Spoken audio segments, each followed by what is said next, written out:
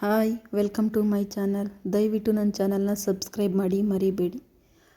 ಇತ್ತ ಸ್ಮಶಾನದಲ್ಲಿ ಬುಸುಗುಡುತ್ತಾ ಕುಳಿತಿದ್ದ ಮಂತ್ರಾಕ್ಷನಿಗೆ ಏನೋ ಅಹಿತಕರ ಘಟನೆ ನಡೆಯುವುದು ಎಂದು ಮನಸ್ಸಲ್ಲಿ ವಿಚಿತ್ರವಾದ ಅನುಭವವಾಗುತ್ತಿತ್ತು. ಎಷ್ಟೇ ಪ್ರಯತ್ನ ಪಟ್ಟರೂ ತಿಳಿಯಲು ಆಗಲೇ ಇಲ್ಲ. ಕೊನೆಗೆ ಅವನು ಮತ್ತೊಮ್ಮೆ ಆಹ್ವಾನಿಸಿದ್ದು ಅಗೋಚರನನ್ನು. ಅಗೋಚರ, ನನ್ನಲ್ಲಿ ಆಗುತ್ತಿರುವ ಈ ಬದಲಾವಣೆಗಳಿಗೆ ಕಾರಣವೇನು? ಏನು ಆಗುತ್ತಿದೆ ಇಂದು? ಇಂದು ನಿನ್ನ ಆಜನ್ಮ ವೈರಿ ತನ್ನ ಹಳೆಯ ರೂಪವನ್ನು ಪಡೆಯುತ್ತಾನೆ. ಇಷ್ಟು ದಿನ ನಿರಾಕಾರನಾಗಿದ್ದವನಿಗೆ ಇಂದು ಆಕಾರ ದೊರೆಯುವುದು ನಿನ್ನನ್ನು ಎದುರಿಸಲು. ಅವನು ಮತ್ತೆ ಸ್ಮಶಾನನಾಗುತ್ತಾನೆ ಎಂದವನ ಅಲ್ಲಿಂದ ಅಗೋಚರವಾಗಿದ್ದ. ಅಗೋಚರನಿಗೆ ವರವಾಗಿ ದೊರೆತದ್ದು ತಾಂತ್ರಿಕರಿಗೆ ಕೇವಲ ಒಂದು ಪ್ರಶ್ನೆಗೆ ಮಾತ್ರ ಉತ್ತರಿಸುವ ಧರಿಸುವ ಸ್ವಾತಂತ್ರ್ಯ. ಎರಡನೇ ಪ್ರಶ್ನೆ ಕೇಳುವ ಮೊದಲೇ ಅವನು ಅಲ್ಲಿಂದ ಅಗೋಚರನಾಗುತ್ತಿದ್ದ. ಅದಕ್ಕಾಗಿಯೇ ಮಂತ್ರಾಕ್ಷ ಎಷ್ಟು ಬಾರಿ ಪ್ರಯತ್ನಪಟ್ಟರೂ ಕೇವಲ ಅವನ ಒಂದೇ ಪ್ರಶ್ನೆಗೆ ಉತ್ತರ ದೊರೆಯುತ್ತಿತ್ತು. ಕಾರಿನಿಂದ ಇಳಿದು ಕ್ವಾರ್ಟರ್ಸ್ ಒಳಗಡೆ ಹೆಜ್ಜೆ ಇಟ್ಟವರ ಹೆಜ್ಜೆಯ ಗುರುತು ಮರಳಿನ ಮೇಲೆ ಹಾಗೆಯೇ ಉಳಿದಿತ್ತು. ಅದರಲ್ಲಿಯೂ ವಿದ್ವತ್ ಹೆಜ್ಜೆ ಇಟ್ಟ ಕಡೆಗೆಲ್ಲ ಅದರ ಗುರುತು ಸ್ಪಷ್ಟವಾಗಿ ಗೋಚರವಾಗುತ್ತಿತ್ತು. ಅವರು ಮುಂದೆ ಹೋದ ತಕ್ಷಣ ಹಿಂದೆಯೇ ಬಂದ ಬಿಳಿ ಆಕಾರವು ವಿದ್ವತ್ನ ಹೆಜ್ಜೆಯ ಮೇಲೆ ಹೋಗಿ ನಿಂತು ಬಿಟ್ಟಿತು. ಅದು ನಿಂತದ್ದೇ ತಡ. ಒಮ್ಮೆಲೆ ಬಿಳಿಯ ಆಕಾರವು ದೇಹ ಆಕಾರವನ್ನು ಪಡೆಯುತ್ತಾ ತನ್ನ ಗಾತ್ರವನ್ನು ಹೆಚ್ಚಿಸಿಕೊಂಡು ಹೋಯಿತು. ಕೇವಲ ಬಿಳಿಯ ಹೊಗೆಯ ರೂಪದಲ್ಲಿ ಇದ್ದಂತಹ ಆಕಾರವು ಈಗ ಒಬ್ಬ ವ್ಯಕ್ತಿಯ ರೂಪವನ್ನು ಪಡೆದಿತ್ತು. ಆದರೆ ಒಂದು ಮಾತ್ರವೇ ವ್ಯತ್ಯಾಸ. ಅದು ಮನುಷ್ಯನಾಗಿರದೆ ಆತ್ಮದ ರೂಪವಾಗಿತ್ತು. ಹಿಂದೆ ಮಂತ್ರಾಕ್ಷನ ಬಂಧನಕ್ಕೆ ಸಿಲುಕಿ ತನ್ನ ಆಕಾರವನ್ನು ಕಳೆದುಕೊಂಡು ತನ್ನೆಲ್ಲ ಶಕ್ತಿಯನ್ನು ಕಳೆದುಕೊಂಡು ಕೇವಲ ಒಂದು ಆಕಾರವಾಗಿ ತಿರುಗುತ್ತಾ ಇದ್ದದ್ದು ಇಂದು ತನ್ನ ಮೂಲ ರೂಪಕ್ಕೆ ತಿರುಗಿತ್ತು.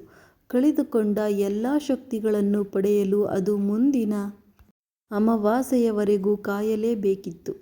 ಉದಯಿಸಿದ ಸೂರ್ಯ ಕಿರಣಗಳು ಭುವಿಯನ್ನು ಅಪ್ಪಲು ನಾಮೊಂದು ತಾಮೊಂದು ಎಂದು ಆಗಮಿಸುತ್ತಿದ್ದವು. ಗಿಡಮರಗಳಲ್ಲಿ ಕುಳಿತಿದ್ದ ಹಕ್ಕಿಗಳ ಚಿಲಿಪಿಲಿ ಕಲರವು ಮಲಗಿದ್ದ ವಸುವಿನ ಕಿವಿಗೆ ಬೀಳಲು ಮೆಲ್ಲನೆ ಕಣ್ಬಿಟ್ಟವಳು ಎದ್ದು ಕಿಟಕಿಯ ಪಕ್ಕ ಬಂದು ನಿಂತಳು. ತಂಪಾದ ಗಾಳಿಗೆ ಅವಳ ಮುಂಗುರುಳು ಹರಡುತ್ತಾ ಇದ್ದವು.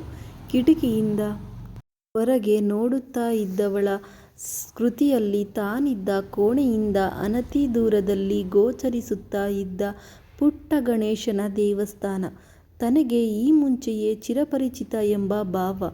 ಕೂಡಲೇ ಸ್ನಾನ ಮಾಡಿ ರೆಡಿಯಾಗಿ ಹೊರಟವಳು ಹೋಗಿದ್ದು ಅದೇ ಗಣೇಶನ ಪುಟ್ಟ ದೇವಸ್ಥಾನಕ್ಕೆ. ಸುತ್ತಲೂ ಗಿಡಗಂಟಿಗಳು ಬೆಳೆದು ದೇವಸ್ಥಾನಕ್ಕೆ ಹೋಗುವ ದಾರಿಯೇ ಮುಚ್ಚಿ ಹೋಗಿತ್ತು.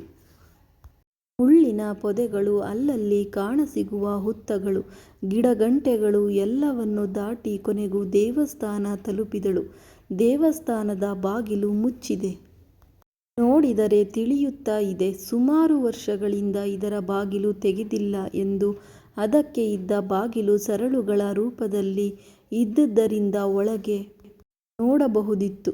ಪುಟ್ಟ ಮಂಟಪದ ಮೇಲೆ ಇರುವ ಗಣೇಶನ ಮೂರ್ತಿ.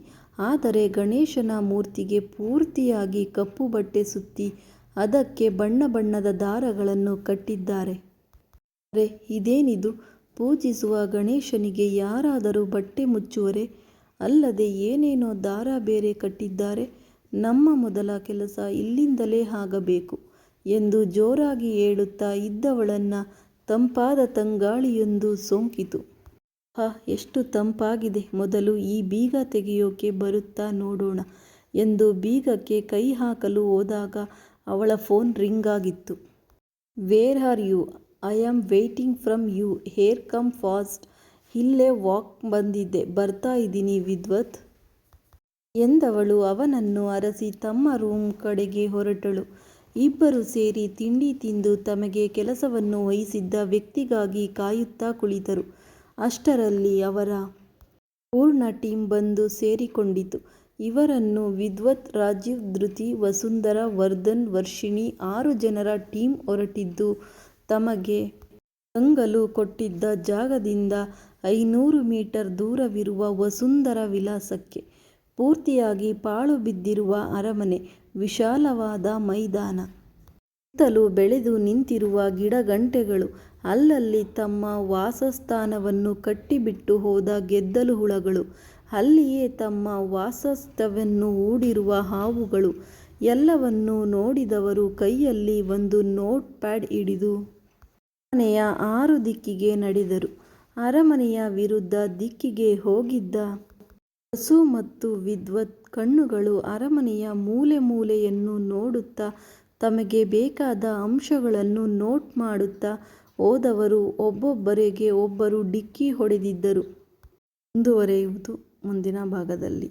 ದಯವಿಟ್ಟು ಸಬ್ಸ್ಕ್ರೈಬ್ ಮಾಡಿ, ಹೀಗೆ ನೋಡ್ತಾ ಇರಿ, ಸಪೋರ್ಟ್ ಮಾಡಿ, ಲೈಕ್ ಮಾಡಿ. ದಯವಿಟ್ಟು ಸಬ್ಸ್ಕ್ರೈಬ್ ಮಾಡೋದನ್ನು ಮರಿಬೇಡಿ.